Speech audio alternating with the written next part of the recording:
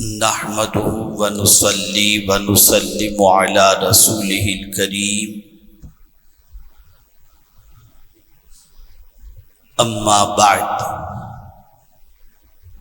فاعوذ بالله من الشيطان الرجيم بسم الله الرحمن الرحيم یا ایہا الذین آمنوا صدق اللہ العظیم الصلاۃ والسلام علیک یا رسول اللہ الصلاۃ والسلام علیک یا حبیب اللہ الصلاۃ والسلام علیک یا نبی اللہ وعلی آلک واصحابک یا نور اللہ صلی اللہ تعالی علیک وسلم۔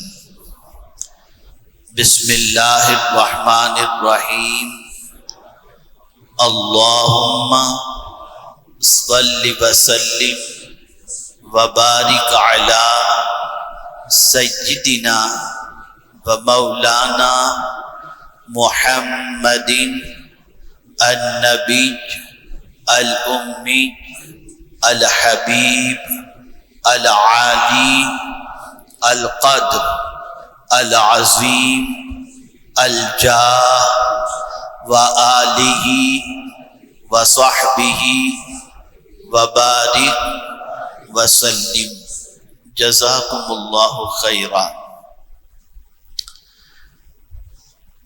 میرے پیارے آقا صلی اللہ تعالی علیہ وسلم کے پیارے دیوانوں، گزشتہ جمعۃ المبارکہ سے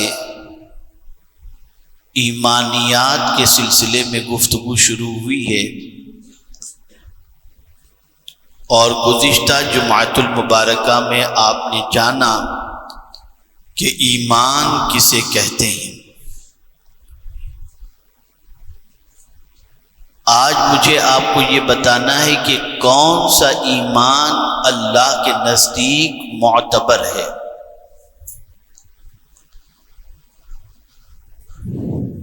یہ تو اپنی جگہ پر مسلم ہے کہ اگر کوئی شخص کلمہ طیبہ پڑھ لے تو قانوناً اگر دیکھا جائے تو ہم اسے مسلمان ضرور کہیں گے، لیکن ایمان صرف زبان سے اقرار کرنے کا نام نہیں ہے، بلکہ اقرار باللسان و تصدیق بالقلب، دل کا اس کا تصدیق کرنا، دل میں اس چیز کا یقین بھی رکھنا، اس کا نام ہے ایمان۔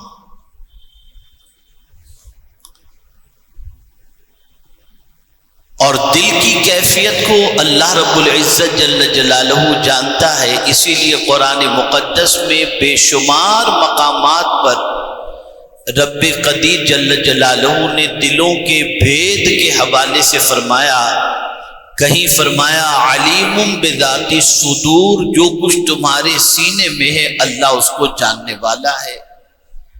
کہیں فرمایا یعلم خائنۃ الاعین وما تخفی الصدور، وہ آنکھوں کی خیانت اور دل کے چھپے ہوئے بھید کو جانتا ہے۔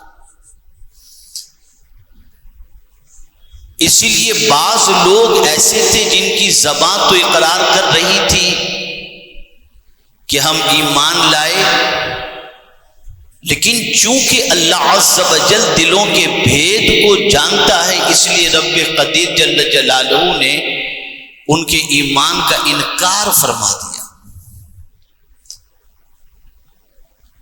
جیسا کہ سورہ بقرہ کی ابتدائی آیات میں ہے وَمِنَ النَّاسِ مَن يَقُولُ آمَنَّا بِاللَّهِ وَبِالْيَوْمِ الْآخِرِ وَمَا هُمْ بِمُؤْمِنِينَ، ڈائریکٹ ان کے ایمان کا انکار رب قدیر نے فرما دیا کہ کچھ لوگ یہ کہتے ہیں کہ ہم اللہ پر ایمان لائے اور یوم آخرت پر ایمان لائے، لیکن وہ مومن نہیں ہے۔ ریزن یہ بتایا گیا فی قلوبہم مرض، ان کے دل میں کھوٹ ہے. وہ انسان کو دکھانے کے لیے اپنے آپ کو شو کر رہے ہیں کہ ہم مومن ہیں، حقیقت یہ ہے کہ ان کے دل میں ایمان نہیں ہے. ایک اور مقام پر رب قدیر نے فرمایا یقولون بافواہہم ما لیس فی قلوبہم. منافقین کی کیفیت قرآن بیان کرتا ہے کہ وہ منہ سے تو کہتے ہیں لیکن دل میں نہیں ہے. تو پتہ یہ چلا کہ ہمارے دل کی کیفیت کیا ہے کہ جو ہم زبان سے کہتے ہیں کہ ہم نے اللہ کو اپنا معبود مانا، تو دل میں بھی اس کیفیت کو ہم محسوس کر رہے ہیں یا نہیں، اور دل میں بھی اللہ رب العزت جل جلالہ کے معبود ہونے پر یقین ہے یا نہیں، اور دل اس پر جمع ہوا ہے کہ ہم نے جس کو اپنا رب تسلیم کیا، مانا ہے جس کو ہم نے اپنا رب، پھر راحت ہو یا تکلیف ہو ہم ہر حال کے اندر اس کو اپنا رب مانتے ہیں اور مانتے رہیں گے.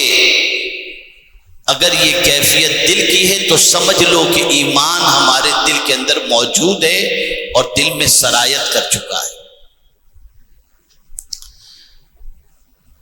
میرے پیارے آقا صلی اللہ تعالی علیہ وسلم کے پیارے دیوانوں، ایک تھرمامیٹر بھی ہے. اپنے دل میں موجود ایمان کو ناپنے کا کہ واقعی ہمارے دل میں ایمان ہے یا نہیں، اس کا بھی تھرمامیٹر ہے. اور یہ تھرمامیٹر اللہ کی کتاب نے ہمیں عطا فرمایا، قرآن مقدس نے ہمیں عطا فرمایا.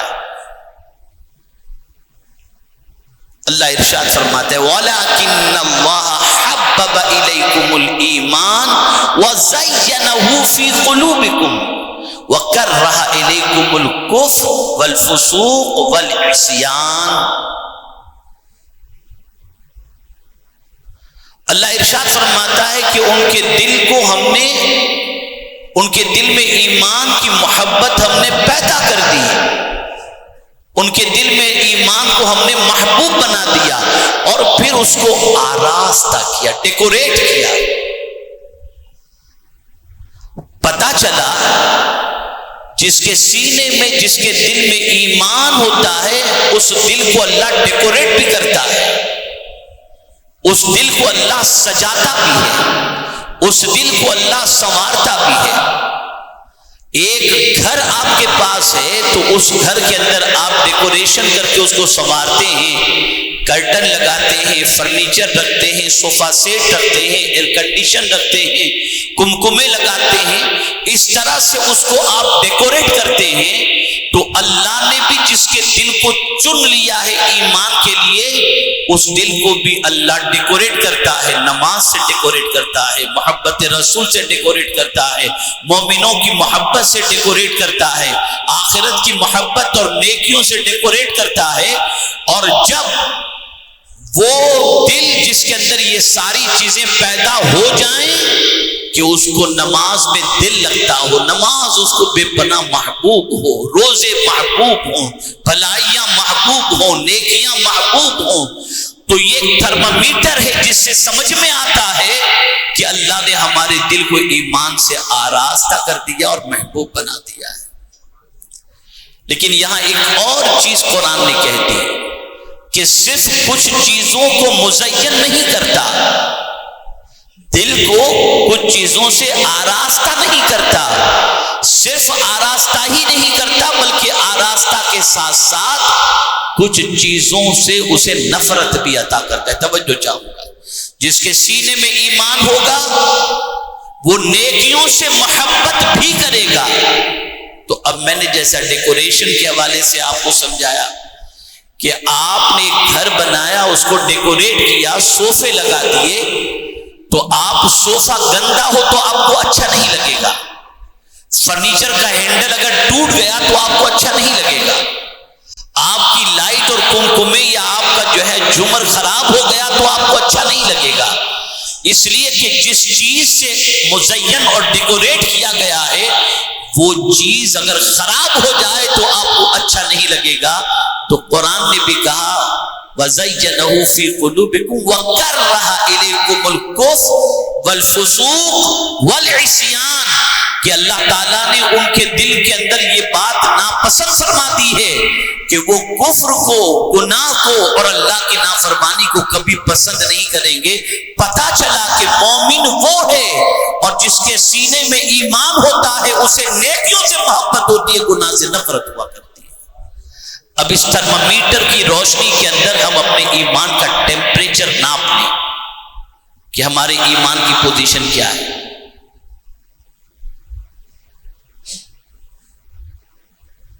تو میں یہ سمجھتا ہوں کہ آقا کریم صلی اللہ علیہ وسلم کے ایک ارشاد کی روشنی کے اندر ہم اپنے ایمان کو یوں بھی سمجھ سکتے ہیں. ایک صحابی بارگاہ رسالت مآب صلی اللہ علیہ وسلم میں حاضر آئے اور عرض گزار ہوئے مل ایمان یا رسول اللہ صلی اللہ تعالی علیہ وسلم، یا رسول اللہ صلی اللہ تعالی علیہ وسلم ایمان کیا ہے؟ ایمان کیا ہے؟ اب کسی مفتی صاحب سے پوچھنے کی ضرورت نہیں ہے، حضور صلی اللہ علیہ وسلم سے بڑا مفتی کوئی دوسرا نہیں، اور حضور نے جب فتویٰ دے دیا اس فتوے کو رد بھی کوئی نہیں کر سکتا. پوچھنے والے نے پوچھا یا رسول اللہ صلی اللہ علیہ وسلم ایمان کیا ہے؟ آقا کریم صلی اللہ علیہ وسلم نے فرمایا اذا سرت کا حسنت وساعت کا سیئت فانت مؤمن. جب تیری نیکی تجھے خوش کر دے اور تیرا گناہ تجھے بے چین کر دے بس تو مومن ہے. یعنی نیکی کرنے کے بعد تجھے خوشی محسوس ہو، اے اللہ تیرا شکر ہے کہ تو نے مجھے یہ نیکی کی توفیق عطا فرمائی. طبیعت کے اندر فرحت پیدا ہو جائے، نیکی کر کے افسوس نہ ہو، نیکی کر کے ٹینشن نہ ہو، نیکی کر کے افسردگی نہ ہو. مثال کے طور پر میں آپ کو بتاؤں، فنڈ ریزنگ ہو، آپ کو ابھارا جائے کہ اللہ کا گھر بن رہا ہے، آپ تعمیر میں حصہ لیجئے. اب 2 سیٹ کے ساتھ آپ بھی بیٹھے ہوئے تھے تو ان سیٹوں نے 25-25 ہزار لکھا دیے، تو آپ نے ان کی مرور میں آپ نے کہا کہ چلو 35 ہزار میری طرف سے. لیکن گھر جانے کے بعد بیوی سے آپ نے کہہ دیا میں تو آج پھنس گیا تھا. ان دونوں نے 25 لکھا ہے، اگر میں 20 لکھا تھا تو میری عزت چلی جاتی، کیا کروں مجبوراً میں نے 35 لکھا دی. تو اب نیکی کر کے آپ کو خوشی نہیں، گیا آپ کا معاملہ سب. لیکن صدیق اکبر کو دیکھو، بارگاہ رسول صلی اللہ علیہ وسلم میں سب کچھ لا کر پیش کر دیا. حضور نے پوچھا ابو بکر رب یہ پوچھ رہا ہے سب دے کر خوش تو ہو نا؟ بس مچل گئے صدیق اکبر رضی اللہ تعالیٰ عنہ اور عرض کیا حضور میرے مولا نے مجھ سے پوچھا ہے کہ سب دے کر کے خوش ہو، اس سے بڑھ کر میرے لیے اور کیا سعادت کی بات ہوگی کہ رب کی بارگاہ میں میرا نام لیا جا رہا ہے. حضور سب کچھ میں نے اللہ کے نام پہ قربان کر کے میں راضی ہوں، اللہ اگر اسے قبول فرما لے تو میرے لیے بہت بڑی سعادت کی بات ہوگی. تو کبھی نیکی کر کے آدمی ٹینشن میں آ جاتا ہے، خوشی نہیں ہوتی. اور حضور فرماتے ہیں صلی اللہ علیہ وسلم نیکی کر کے آدمی خوش ہو جائے، اللہ تیرا شکر ہے. آج سچویشن یہ ہو گئی کہ نیکی کے راستے پر چلتے ہوئے انسان کو اگر کوئی تکلیف آ جائے، جب سے مولانا میں نے نماز شروع کیا نا بہت پریشان، معاذ اللہ جب سے میں سیدھے راستے پر چلنے لگا ہوں نا تو ایسا لگتا ہے جیسے طوفان میرے گھر کے دروازے پر دستک دے رہا ہے. تو یہ ایمان کی کمزوری کی علامت ہے. نیکی کر کے خوش ہو جاؤ، اور گناہ جب تک کہ تم کو بے چین نہ کر دے تم مومن نہیں. اب اسی کو دیکھ لیجئے آپ پوری دنیا کے اندر، پوری دنیا میں ایک لیٹسٹ سروے کے مطابق اسلامی ممالک 52 ہوں یا 57 ہوں جو بھی ہیں، لیکن اسلام پر عمل کرنے والے ملکوں کا اگر جائزہ لیا جائے، اب یہ نہیں معلوم کہ یہ تحقیق صحیح ہے یا غلط ہے، لیکن پہلے نمبر پر نیوزی لینڈ کا نمبر آتا ہے جہاں اسلام پر سب سے زیادہ عمل کیا جاتا ہے، اور ملیشیا کا نمبر 36واں آتا ہے جہاں مسلمانوں کی تعداد سب سے زیادہ ہے، اور اگر یہ کہوں گا تو آپ کو شاید تعجب ہو کہ 138 یا 32ویں نمبر پر سعودی آتا ہے اسلام پر عمل کرنے کے اندر، اور وہاں تک جانے کی ضرورت نہیں ہے، ہم خود اپنی زندگی کا جائزہ لیں، اپنی زندگی کا۔ حضور فرماتے صلی اللہ علیہ وسلم وَسَاءَتْكَ سَيِّئَتُكَ، تمہارا گناہ تمہیں بے چین کر دے۔ ہے آج گناہ کرنے والے کو کوئی بے چینی؟ بڑے مزے کرتا ہے گناہ کرنے کے بعد، ڈھابے پہ کھانے جائے گا، خوب گناہ کرے گا، نہ نماز چھوڑ کر اسے افسوس ہے، نہ معاذ اللہ زنا کر کے افسوس ہے، نہ گندی فلموں کو دیکھ کر افسوس ہے، نہ جھوٹ بول کر کے افسوس ہے، نہ غیبت کر کے افسوس ہے، نہ لوگوں کے مال کھا کر کے افسوس ہے، کچھ بھی نہیں۔ اب اپنے ایمان کا ٹیمپریچر دیکھ لو اور تھرمامیٹر کے ذریعے ہمارے سینے میں کتنا ایمان ہے اسے دیکھ لو اور جانچ لو کہ ہم کتنے مومن ہیں۔ اے رسول اعظم صلی اللہ تعالی علیہ وسلم کے پیارے دیوانوں، ہمیشہ اپنے دل کے اندر دیکھا کرو کہ اللہ سے تعلق و محبت کتنی ہے، اللہ کے رسول صلی اللہ علیہ وسلم کی محبت کتنی ہے۔ کچھ دیہاتی حضور صلی اللہ علیہ وسلم کی بارگاہ میں حاضر آئے اور انہوں نے کہا ہم ایمان لائے، تو رب نے فوراً فرمایا میرے محبوب صلی اللہ علیہ وسلم ان سے کہہ دیجیے آپ کہ تم ایمان نہیں لائے، تم اسلام لائے۔ قالت الاعراب آمنا قل لم تؤمنوا ولكن قولوا اسلمنا وَلَمَّا يَدْخُلِ الْإِيمَانِ فِي قُلُوبِكُمْ۔ اللہ فرماتا ہے یہ دیہاتی آ کر کے آپ سے کہتے ہیں کہ ہم ایمان لائے، آپ کہہ دیجئے کہ تم ایمان نہیں لائے، تم نے تو اطاعت کی، حضور کے سامنے اپنا، حضور کے حکم کے سامنے تم نے سر جھکا دیا ہے، ایمان تمہارے دل میں داخل ہی نہیں ہوا۔ یہاں سے یہ بات سمجھ میں آئی کہ ایمان کو جانچنا ہو تو اپنے دل کی کیفیت کو دیکھا کرو، اور بڑی معذرت کے ساتھ مجھے کوئی حق نہیں پہنچتا کہ میں کسی کے ایمان کی کیفیت کو اور اس کے ایمان کو دل میں جھانک کر کے دیکھوں، مجھے اپنی زمین نظر نہیں آتی تو میں کسی کا دل کیا دیکھوں گا، لیکن تھرمامیٹر کی روشنی میں ہر بندہ اپنے دل کی کیفیت کو دیکھ لے کہ اس کے سینے میں ایمان کتنا ہے اور کیسا ہے۔ اے رسول اعظم صلی اللہ تعالی علیہ وسلم کے دیوانوں، ایمان جو دل میں اللہ عز و جل کی توحید اور وحدہ لا شریک ہونے کے اقرار کی تصدیق کرتا ہو کہ میں نے جو مانا ہے وہ یقیناً میں نے اپنے رب کو رب مانا ہے، اللہ کو وحدہ لا شریک مانا ہے۔ غالباً حضرت ابن عبداللہ حضور صلی اللہ علیہ وسلم کی بارگاہ میں حاضر آئے اور عرض کرنے لگے یا رسول اللہ صلی اللہ تعالی علیہ وسلم، مجھے ایک ایسی نصیحت کر دیجئے کہ آپ کے بعد یا آپ سے پھر کسی دوسری نصیحت کا سوال کرنے کی مجھے حاجت، تو بس ایک نصیحت فرما دیجئے۔ تو میرے آقا صلی اللہ علیہ وسلم نے ارشاد فرمایا، ایک نصیحت فرمائی، فرمایا کہہ لا الہ الا اللہ فاستقم، کہہ دے کہ اللہ کے علاوہ کوئی معبود نہیں اور اس پر جم جا۔ یہاں یہ بات سمجھ میں آئی کہ اللہ کو معبود مان کر اس پر جم جانا یہ بہت بڑی سعادت کی بات ہے۔ ہم زبان سے تو کہتے ہیں کہ اللہ ہمارا معبود ہے، اب تھوڑی سی اس کی تشریح کر دو، آئندہ جمعہ انشاءاللہ پھر اس کو تھوڑا سا اور ایمان کے حوالے سے ہی عرض کروں گا تاکہ ایمان کو تھوڑا سا آپ سمجھ لیں انشاءاللہ۔ اللہ کو کیسا ایمان مطلوب ہے، وہ کیسا ایمان چاہتا ہے، اس ایمان کا تذکرہ آئندہ جمعہ میں انشاءاللہ میں کرنے کی سعادت حاصل کروں گا۔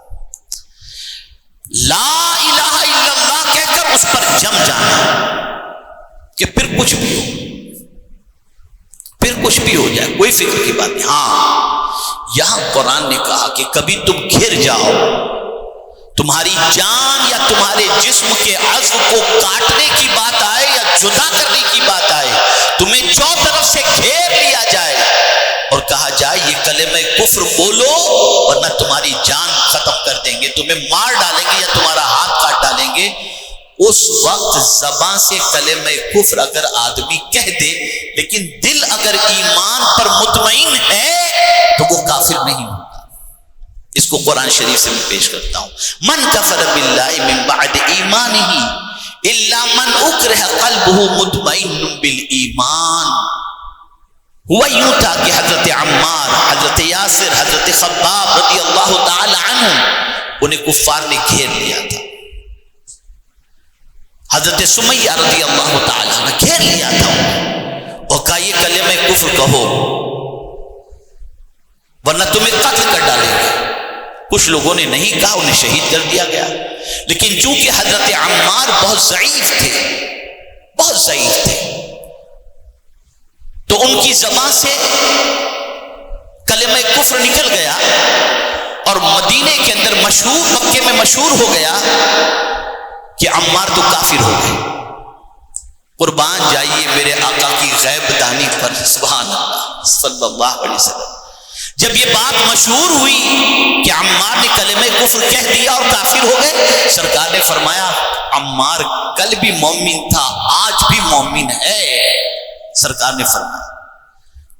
کچھ وقت کے بعد حضرت عمار سرکار کی بارگاہ میں حاضر ہوئے، روتے ہوئے، افسردہ ہوئے، سرکار مجھے جو ہے گھیر لیا تھا لوگوں نے اور اس وقت میری زبان سے اگر کلمہ کفر میں نہ نکالتا تو میری جان کا خطرہ تھا، تو سرکار میری زبان سے نکل گیا۔ آقا کریم صلی اللہ علیہ وسلم نے سوال پوچھا حضرت عمار سے، ارشاد فرمایا اس وقت عمار یہ بتا تیرے دل کی کیفیت کیا تھی؟ کہا دل تو میرے رب کی طرف مائل تھا، اس کی محبت میں سرشار تھا۔ کہا ہزار ایسے موقع آ جائیں پھر بھی تو مومن ہے اور تو جنتی ہے۔ یہ قرآن کی درس، تو پتا چلا دل کا مطمئن ہونا، دل کا اللہ کی محبت کے اندر لبریز رہنا اور ارکان ایمان کے سلسلے میں دل کا اپنی جگہ پر قائم رہنا، اس سے انسان مومن رہتا ہے، مومن رہتا ہے۔ حالات تو کبھی اچھے ہوتے ہیں، کبھی کچھ ہوتے ہیں، کبھی کچھ آدمی گھر جاتا ہے اور ایسے موقع آ جائیں تو آدمی کو اپنے دل کا احتساب کرنا چاہیے کہ دل تو رب کی طرف مطمئن ہے، لیکن یہ نہیں کہ پکچر میں گانے کفر کے ہیں تو چلو اس پہ چل گئے، چلتے پھرتے کلمے کفر آدمی بکتا رہتا ہے، اس سے ایمان باقی نہیں رہتا۔ یہ تو جبر و اکراہ کی پوزیشن ہو اور آپ کہیں سے بچنے کے کوئی امکانات نہ ہو اور آپ سے یہ کہلوانے کی کوشش کی جا رہی ہو تو جان بچانے کے لیے آدمی کہہ دے لیکن دل مطمئن ہو تو قرآن کہتا ہے کہ ان کو وہ صاحب ایمان۔ اب بس آخری بات عرض کروں، میں نے تھرمامیٹر بھی بتا دیا، اب ایک واقعے کی روشنی میں میں سمجھا دوں کہ آج جو یہ امت زوال پذیر ہے، آج یہ امت جو تباہی کے دہانے پر ہے، آج یہ امت جو بربادی کے راستے پر چل رہی ہے اور آج یہ امت جو مصیبتوں میں گھری ہوئی ہے، اس کی وجہ کیا ہے؟ آپ کہتے ہیں داڑھی بھی ہے، نماز بھی پڑھتے ہیں، پھر تکلیف، مصیبت، پریشانی، غم، یہ ساری چیزیں، خیر غموں کی بات الگ ہے، وہ تو اللہ تعالیٰ جس سے محبت کرتا ہے اسے مصیبت عطا فرماتا ہے۔ آپ بھی سوچیں گے بڑی عجیب، یہ بخاری شریف کی حدیث ہے، من یرید اللہ بہ خیر یصب منہ او کما قال، اللہ جس بندے سے بھلائی کا ارادہ فرماتا ہے اس کو تکلیف عطا کرتا ہے، مصیبت میں گرفتار کرتا ہے۔ خیر اب یہ واقعے کو سماعت فرمائیں۔ ایک صاحب ایک طوطا خریدتے ہیں، انشاءاللہ اس سے آپ سمجھ جائیں گے خود اپنی کیفیت کو۔ ایک صاحب طوطا خریدتے ہیں اور اسے کلمہ سکھاتے ہیں، طوطے نے کلمہ یاد کر لیا، اب جب بھی کوئی ان کے گھر پر آتا تو طوطے سے کہتے کہ اے طوطے ذرا کلمہ تو سنا، میرے پیارے کلمہ تو سنا. تو طوطا کلمہ پڑھتا، سب خوش ہو جاتے کہ طوطے نے کلمہ پڑھا. اور پھر دن بھر طوطا کلمہ ہی پڑھتا رہتا، کلمہ ہی پڑھتا رہتا. ہر کوئی آتا تو طوطے سے کہا جاتا کلمہ سناؤ، تو طوطا کلمہ پڑھتا. تو مشہور ہو گیا یار ان کا تو طوطا بھی ماشاءاللہ کلمہ پڑھتا ہے، یہ مشہور ہو گیا. ایک دن پنجرے کا دروازہ کھلا رہ گیا، بلی نے جھپٹ کر طوطے کو پکڑ لیا. تو طوطے نے چی چی چی چی چی چی کرنا شروع کیا. تو طوطے کے مالک نے، جس نے اس کو کلمہ سکھایا تھا، اسے افسوس ہوا کہ یار زندگی بھر تو کلمہ پڑھتا رہا لیکن مرتے وقت کلمہ نہیں پڑھا، میری ساری محنت برباد ہو گئی، ساری محنت. وہ ایک بزرگ کے پاس حاضر ہوا، کہا حضور مجھے بہت افسوس ہے. کیا ہوا؟ تو انہوں نے فرمایا کہ انہوں نے عرض کیا حضور مسئلہ یہ ہے کہ میرا طوطا زندگی بھر کلمہ پڑھتا رہا لیکن بلی نے جب جھپٹ ماری اور اس کے بعد اس کی موت کا وقت آیا تو اس نے کلمہ نہیں پڑھا، چیں چیں چیں چیں کرنا شروع کیا. مجھے اس کا افسوس ہے. بزرگ فرماتے ہیں بیٹا اس میں افسوس کی کیا بات ہے، طوطے کی زبان پر تو کلمہ تھا، دل میں کلمہ نہیں تھا. اب ہم دیکھ لیں ہماری کیا کیفیت ہے، ہماری کیا کیفیت ہے، ہم خود دیکھ لیں. کیا دل میں بھی اللہ اور اس کے رسول کی اتنی محبت ہے جتنی گناہوں کی محبت ہے؟ تو ہمارا دل گناہوں کی محبت میں زیادہ ڈوبا ہوا ہے، نہ کہ اللہ اور اس کے رسول جل جلالہ صلی اللہ علیہ وسلم کی صحیح معنوں میں محبت. تو اے رسول اعظم صلی اللہ علیہ وسلم کے دیوانوں، اپنے دل میں ہمیشہ ہمیں جھانک کر دیکھنا چاہیے کہ ہمارے دل میں اللہ اور اس کے رسول جل جلالہ صلی اللہ علیہ وسلم کی کتنی محبت ہے. ایمان کون سا معتبر ہے؟ جو دل کے اندر موجود ہو اور یقین کے ساتھ موجود ہو. ایسا ایمان اللہ رب العزت جل جلالہ کی بارگاہ میں معتبر ہے، جس سے ہماری تصدیق، ہمارے ایمان کی تصدیق ہمارا دل بھی کر رہا ہو. اللہ رب العزت جل جلالہ آقا کریم رؤوف الرحیم علیہ التحیۃ والتسلیم کے صدقہ و طفیل ہم سب کو سچا اور پکا ایمان نصیب فرمائے. وما علینا الا البلاغ المبین. السلام علیکم ورحمۃ اللہ وبرکاتہ.